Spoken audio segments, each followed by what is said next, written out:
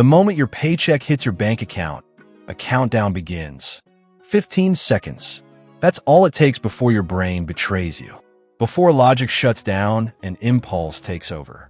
You haven't even touched the money yet, but your mind is already spending it. New shoes, takeout, a shiny gadget you convince yourself you deserve. And just like that, wealth slips through your fingers before it ever had a chance to grow. Most people think they have money problems. The truth is, they have discipline problems. Your brain is wired for short-term pleasure, not long-term freedom. It's the same ancient mechanism that once helped your ancestors survive. But in today's world, it keeps you poor. But what if those same 15 seconds could change everything? What if, instead of letting your emotions hijack your wallet, you use those few seconds to build the foundation of your financial freedom? There's a system, a simple ritual, that separates the people who stay broke from the ones who quietly build real wealth. My name's Nick, and after years of studying human behavior and finance, I've realized something most people never do. Your paycheck is not a reward. It's a test. How you handle it in the first few moments determines whether you'll stay trapped in survival mode or move toward real independence. Here's the uncomfortable truth. Most people have no idea where their money goes. Rent gets paid somehow. Food appears in the fridge. Netflix magically renews. Beyond that, total chaos. They drift through life like financial sleepwalkers, wondering why they're always broke, convincing themselves they just need to make more. Wrong. You don't need more money. You need a system. Successful people don't wait until the end of the month to see what's left. They decide where every dollar goes the second it arrives. They pay themselves first. They invest first. They move with intention, not impulse. Because your paycheck isn't just money, it's fragments of your future. Every dollar is a soldier. You either command it, or it deserts you. The average person treats payday like a celebration. The rich treat it like strategy. One group gets a dopamine hit, the other gets freedom. And if that hit home, here's where you start. Figure out exactly what percentage of your income goes to true necessities, not wants disguised as needs. I'm talking survival, shelter, food, transportation, healthcare. That's it. The rest? It's just noise your brain disguises as urgency. The car you need is just ego on wheels. The $6 latte is instant gratification in a cup. Every unexamined expense is a tiny act of self-sabotage. If you can master that moment, the first 15 seconds after you get paid, you'll master your financial life. Because wealth isn't built through luck, it's built through awareness, control, and the courage to say no when your emotions scream yes. Weekly meals at restaurants turn into important social events. This is the reality check, though, that you most likely don't want to hear. You're either living in an expensive place for your income, or you're justifying luxury purchases because it makes you feel better about your spending decisions if you're spending more than 60% of your take-home pay on actual essentials. I'll offer you a real-world example to assist you understand this. Consider a person who makes $75,000 annually. Each month, after taxes, they take home around $4,750. Their monthly expenses come to $2,700 if they pay $1,800 for rent, for $100 for their car, and $500 for food. That amounts to roughly 57% of their take-home pay, which is actually rather affordable for someone who lives in a more expensive place. This is where things start to get interesting, though. If they're also paying for streaming services, eating out frequently, buying coffee daily, and making other little purchases that add up to hundreds of dollars each month, that same person may look at their budget and feel like they're barely making ends meet. Being brutally honest about what you truly need versus what you want is crucial. Your capacity to distinguish this difference consistently and clearly will determine your level of financial independence in the future. Knowing your actual necessity percentage can help you determine how much money you have left over for everything else. And the magic happens in everything else. Here's where you may start accumulating wealth rather than merely making ends meet. Even before you consider spending money on anything enjoyable or optional, the second crucial step takes place. You must ensure that you're making all of your debt payments on time. While paying off all of your debt at once is undoubtedly a worthy objective, That is not the point of this. This is about preserving your credit score and steering clear of late fines, which can sabotage your financial development. Your financial reputation is similar to your credit score, and that reputation has an impact on practically everything in our contemporary economic structure. It establishes your mortgage interest rate, your eligibility for a good auto loan, and occasionally even your ability to rent an apartment or land a specific job. You might be surprised to learn this regarding credit ratings. One missed payment frequently makes the difference between bad credit management and great credit management. It's deemed good if you pay 99% of your bills on time. However, your credit score plummets if you fall to 97% on-time payments. Consider that for a moment. 97% would earn you an A+ in school. It results in you being classified as a high-risk borrower in terms of credit rating. The guidelines are straightforward, but the credit system is harsh. Your credit score will take care of itself if you consistently make your minimal payments on time. Although it won't make you feel affluent or gorgeous, this step is crucial for long-term financial success. Think of it as the base upon which everything else is constructed. After discussing the fundamentals, it's time to discuss something that most people overlook entirely until it's too late. Accumulating money for emergencies. Yes, I am aware. Having emergency funds is as thrilling as watching paint slowly dry. But stay with me because this could be the most crucial aspect of your whole financial plan. What sounds like is an emergency fund. It's funds that you put aside for unexpected events in life. And believe me when I say that life enjoys delivering curveballs. The day before your major presentation, your car breaks down. Just when you need it most, your laptop dies. On Tuesday, your dog needs emergency surgery after consuming something costly. The objective is to have 3 to 6 months worth of living costs saved up in an instantly accessible account rather than put in the stock market, where it could depreciate just when you need it most. Not locked up in a certificate of deposit that you won't be able to access for 6 months. Waiting to save you when everything goes wrong, just sitting there in a dull savings account. Let's return to the example we used previously. An individual should have between $8,000 and $16,000 in emergency funds if their monthly expenses total $2,700. If you're currently living paycheck to paycheck, that could seem like an insurmountable amount of money to save, but keep in mind that you're not attempting to save it all at once. The problem about emergency funds that nobody discusses is this. It's not just about the cash. They are about mental tranquility. You sleep differently at night when you have 3 to 6 months worth of spending in your savings account. Knowing that you won't be living in your car and eating ramen noodles the following month if something goes wrong at work gives you more confidence when you go to work. However, this is where the majority of folks utterly screw things up. They believe that their emergency is and must be generating incredible profits. They either lock it away in accounts they can't easily access or put it in riskier assets. Their money is therefore either worth less than when they put it in, or they're unable to use it without incurring fines when a real emergency arises. Your emergency money ought to be both liquid and uninteresting. Place it in a government-insured, high-yield savings account and stop there. You don't intend to use your emergency savings to become wealthy.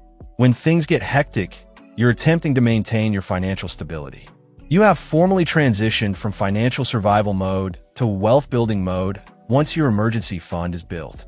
Most people begin to see noticeable progress toward their financial objectives at this point, which is also when things start to get interesting. You begin making investments for your future self in step 4. At this point, compound interest power starts to work in your advantage. Your first investment priority should be whatever retirement plan your employer offers if it has matching contributions. Consider employer matching in this way. You would think your boss had gone insane if they approached you each month and offered to give you free money in return for contributing part of your own funds to a retirement account. Wouldn't you? However, employer matching is exactly that. Because they don't realize how strong it is, most people leave free money on the table. Suppose you earn $60,000 a year and your employer matches 3% of your pay. This implies that your employer will match your $1,800 yearly contribution to your retirement account. Your money has just doubled in an instant. Give me an example of another investment that promises a 100% return right now. You should try to save roughly 10% of your gross salary for retirement in addition to the company match. This may seem like a lot, particularly if you're just getting started, but keep in mind that the money will be helping you for decades. You will need to make fewer monthly contributions to meet your retirement objectives the earlier you begin. This information about investing for retirement may shock your head. A person will have about $1 million by the time they're 65 if they begin investing $300 a month at the age of 25 and receive an average return of 8% annually. However, they will only have roughly $400,000 in retirement if they wait until they are 35 to begin investing the same amount. They lose almost $600,000 as a result of that 10-year delay. When it comes to investing, time truly is money, and you're wasting money each month by delaying starting. However, here's what makes this step so bizarre. The majority of individuals, I believe, overthink it to the point where they never begin investing. Like they're trying to alleviate world hunger. They learn about various fund possibilities, analyze expense ratios, and spend months hunting for the ideal investment plan. In actuality, a basic diversified index fund that follows the entire stock market is more than sufficient for most people to gradually accumulate money. You don't have to outsmart seasoned investors, time the market, or choose individual stocks. All you have to do is begin making regular investments and allow compound interest handle the work. It's time to pay off any debt that isn't your mortgage after your retirement investments are automated. This is where things might become emotionally charged because debt frequently symbolizes past transgressions or uncontrollable events.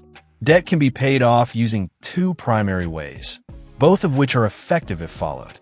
The avalanche method is the first one, in which you settle the obligations with the greatest interest rates first. In terms of math, this results in the most long-term interest payment savings.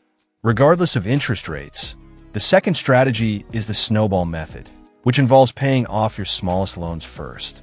Although this isn't the best course of action financially, it can be very inspiring because you can see your bills swiftly going away, which gives you the willpower to keep going.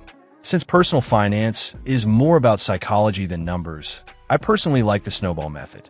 It may cost you a few more dollars in interest, but if paying off your smallest debt first keeps you inspired to keep going, that's the best course of action. The secret is to choose one strategy and follow it through until the completion of all of your non-mortgage debt. Avoid overanalyzing it. Avoid changing tactics midway through.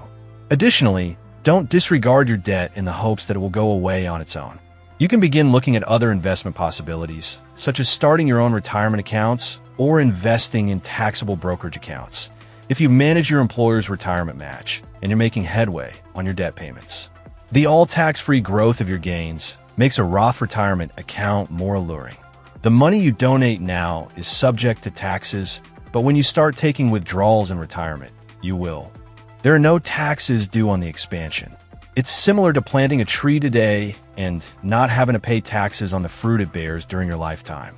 Every year, these account contribution caps vary, but the idea stays the same.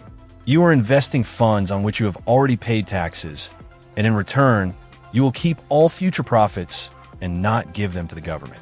The tax position is different for your normal investing accounts that aren't part of retirement plans.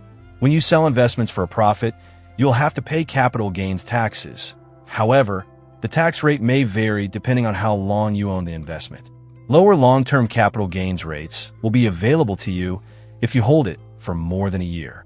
If you hold it for less than a year, any gains will be subject to standard income tax rates. For this reason, savvy investors have a long-term perspective. They are not continuously buying and selling stocks in an attempt to become wealthy quickly. They are gradually increasing their fortune while lowering their tax burden in the process. The last step that brings everything together is arguably the most crucial one, and is what distinguishes those who genuinely create riches from others who merely discuss it. Everything we just talked about has to be automated. This is where willpower comes in. It is comparable to a muscle that ages during the day. You may be inspired to handle your finances flawlessly when you wake up on Monday, but by Thursday night, when you're worn out from work and anxious about your life. That inspiration has totally vanished. When I have more energy next week, I'll just move money to savings. You'll think as you glance at your bank account. You'll have even less energy the next week. Spoiler alert.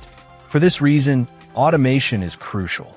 When your finances flow automatically in accordance with your strategy, human emotion and indolence are completely eliminated. Whether you're motivated or totally exhausted, whether you're having a good day or a bad one, your money is distributed appropriately. This is my personal approach to automation. And if you'd want, you can replicate this setup identically. I leave my paycheck in my checking account for precisely 1 day after it arrives. I want to make sure everything clears correctly because I'm timing neurotic, not because the money requires time to settle. Then, like clockwork, automated transfers take place the day after I get paid. My checking account transfers a certain amount to my savings account.